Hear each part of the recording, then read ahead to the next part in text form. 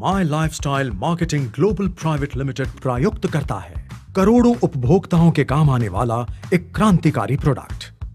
जानिए क्या है ऐसा। ये है मिस्टर कमजोर। इन्हें हमेशा सांस की तकलीफ और थकान की शिकायत रहती है। इनका किसी भी काम में मन नहीं लगता।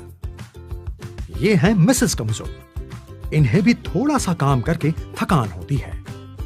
इनकी त्वचा सूखी और निर्जीव दिखती है। और ये हैं हमारे छोटे कमजोर।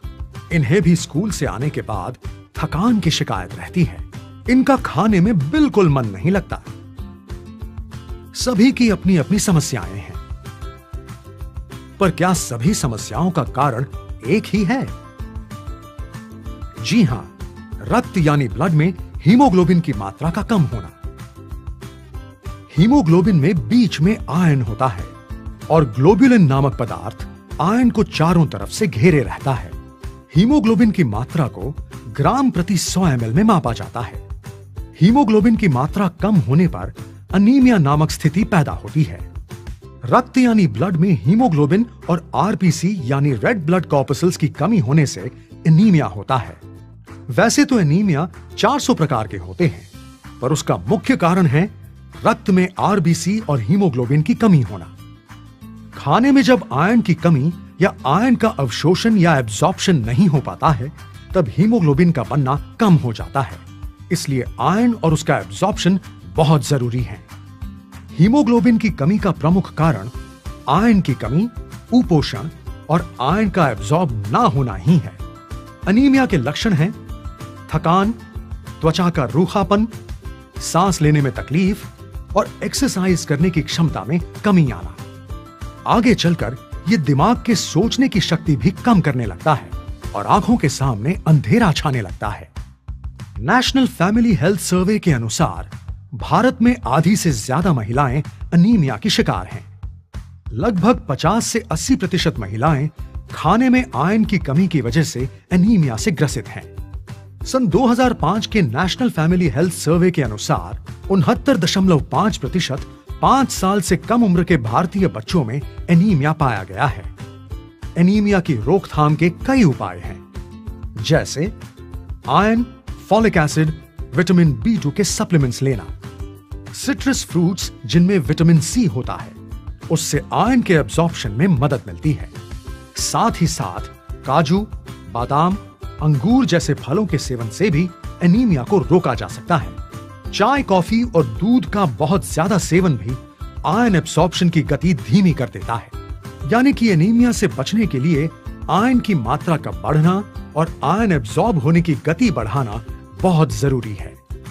इंडियन मेडिकल काउंसिल की तरफ से हर उम्र के व्यक्ति के लिए हर दिन आयरन लेने की मात्रा निर्धारित की गई है। ज्यादातर 40% आयरन की कमी हमारे खाने से पूरी होती है, पर बाकी के लिए हमें सप्लीमेंट्स लेने के बारे में सोचना चाहिए।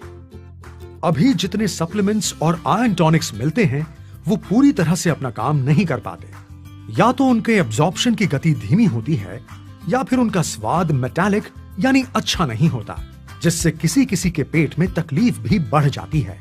उन्हें डायरिया या काले स्टोन्स आने की भी शिकायत हो जाती है। तो क्या कोई ऐसा उपाय है जिससे एनीमिया की समस्या का हल निकल सके?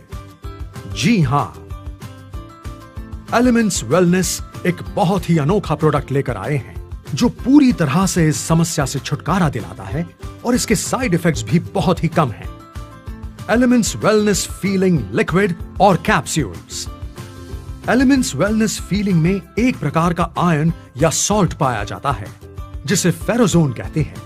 इसकी एक खुराक से 33% RDA की कमी पूरी हो जाती है। फेरोजोन बहुत ही तेजी से घुलने वाला सॉल्ट है, जो आयरन एब्जॉर्प्शन की गति बढ़ा देता है।